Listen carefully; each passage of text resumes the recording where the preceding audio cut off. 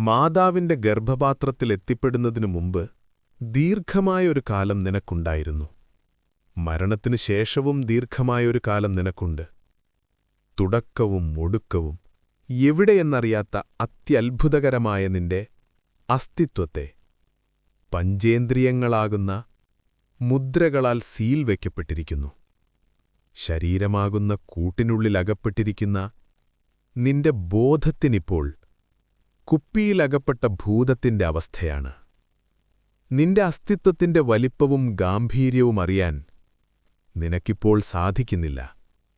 അസ്തിത്വത്തെ അറിഞ്ഞവരിലേക്കെത്തിപ്പെടാനുള്ള നിന്റെ വഴിയിൽ അന്നോളം നീ സമ്പാദിച്ചുവച്ചിട്ടുള്ള നിന്റെ അറിവുകളും വിശ്വാസങ്ങളും കാഴ്ചപ്പാടുകളുമെല്ലാം വിലങ്ങുതടിയാകുന്നു. കുപ്പിയിൽ നിന്ന് നീ സ്വാതന്ത്ര്യം ആഗ്രഹിക്കുമ്പോഴെല്ലാം സ്വാതന്ത്ര്യം സർവനാശങ്ങളുടെ തുടക്കമാണ് എന്ന് മറ്റു കുപ്പികളിലുള്ള ഭൂതങ്ങൾ നിന്നെ ഭയപ്പെടുത്തുന്നു.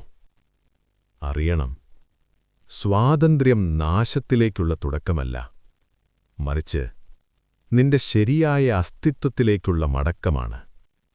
നീ അകപ്പെട്ടിരിക്കുന്ന കുപ്പിയുടെ മൂടി തുറക്കാൻ എത്ര നൂറ്റാണ്ടുകൾ നീ പരിശ്രമിച്ചാലും സ്വയമത് സാധിക്കില്ല.